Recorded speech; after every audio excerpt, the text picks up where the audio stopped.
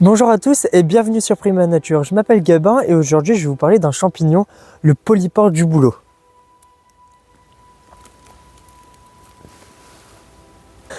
Alors comme son nom l'indique, le polypore du bouleau, c'est la famille des polypores.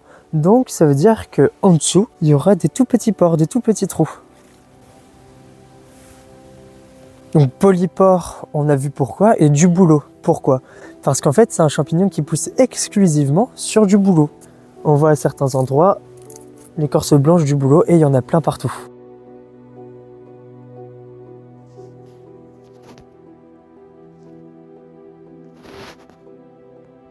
Le polypore du bouleau est considéré comme un champignon non comestible. En soi, ce champignon-là n'est pas toxique. C'est juste que sa chair est tellement dure, tellement caoutchouteuse qu'en fait on ne le mange pas. Mais si vous le râpez ou si vous en faites des fines lamelles, vous pouvez le manger. Le seul problème, c'est que c'est un champignon qui est très amer.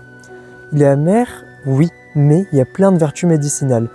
Grâce avec ces champignons, qu'on peut consommer du coup en faisant des petits copeaux, mais aussi en se faisant des infusions, il y a plein d'apports médicinaux, comme par exemple antibactérienne, il y a tellement de choses. Antibactérienne, antiparasitaire, ça rehausse le système immunitaire, anti-cancérigène, j'ai lu, je sais pas si ça se dit comme ça, je suis pas sûr, anti-allergène, ça rapporte plein de choses, anti-inflammatoire et aussi vermifuge. Donc par exemple, si on a des parasites dans le corps, on peut essayer de les enlever juste avec ce champignon-là. Alors, comment reconnaître ce champignon? Déjà, il pousse sur du bouleau. On a vu qu'en dessous, il y avait des pores. Ensuite, le dessus, il doit être un peu marron beige comme ça. Plus il va vieillir, plus il va choper une couleur verte. Ensuite, quand on regarde par le dessus, c'est un peu la forme d'un sabot.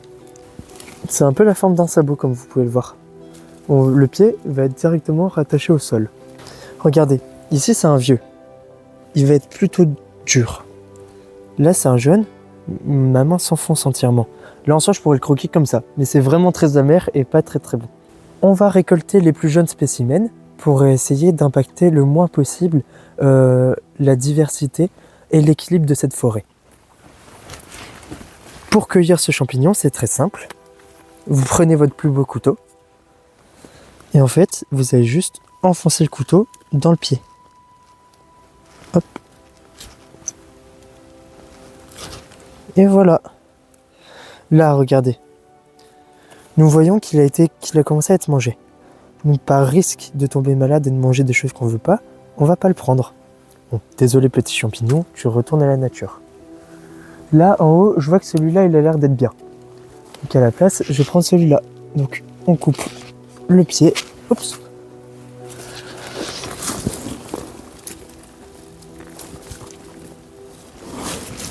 Regardez. En dessous, c'est plein de petits pores. Et on peut voir une sorte de lèvre entre le marron et le blanc. C'est une autre caractéristique du polypore du bouleau. Donc voilà. Ensuite, ce que j'ai oublié de vous dire, et je vous ferai un exemple plus tard quand je serai rentré chez moi, c'est que le polypore du bouleau, une fois séché, c'est un très très bon allume-feu. Nos ancêtres utilisaient aussi le polypore séché pour aiguiser nos couteaux, parce qu'une fois séché, la texture ressemble fortement à celle d'un cuir. Donc ça peut être aussi utile, par exemple si on n'a rien pour aiguiser nos couteaux, on peut essayer de le faire sur la peau de nos sacrés polypores du bouleau.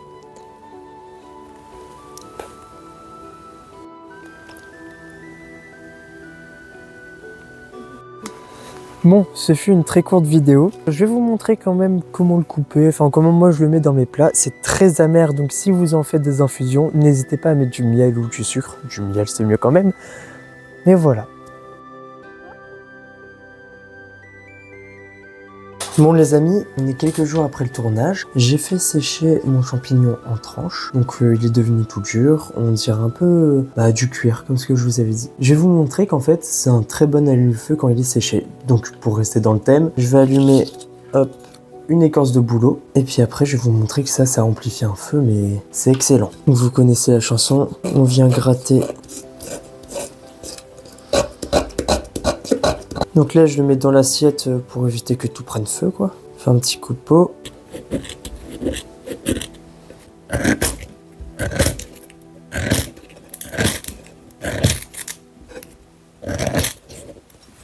Et regardez.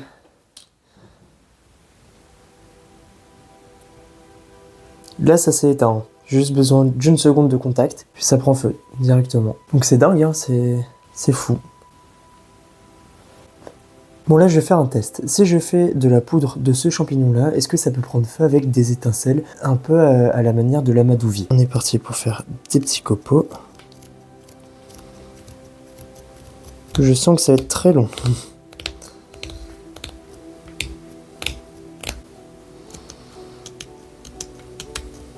Donc en fait, juste là, je gratte afin de pouvoir créer des tout petits copeaux. Je vais en refaire encore un petit peu. Voilà, bon je pense qu'il y a cette copeaux là. Hop, on fait un beau petit tas, puis on va essayer. Alors tout d'abord, je laisse tomber de la poudre. Donc on voit la poudre noire qui tombe.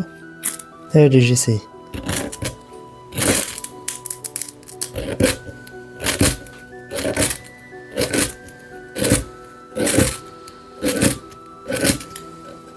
Oh! Oh là là!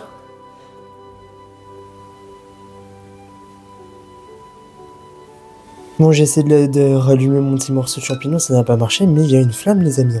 Il y a une flamme. Donc ça veut dire qu'on peut très bien commencer un feu avec ça.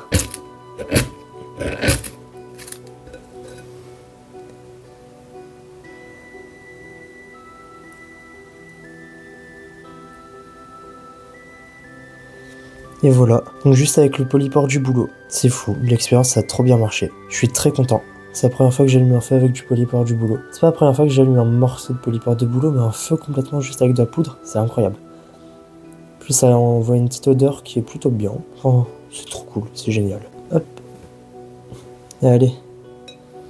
Oh, ça fait de la fumée. J'espère que cette vidéo vous a plu. Moi je vous dis à la prochaine. Salut!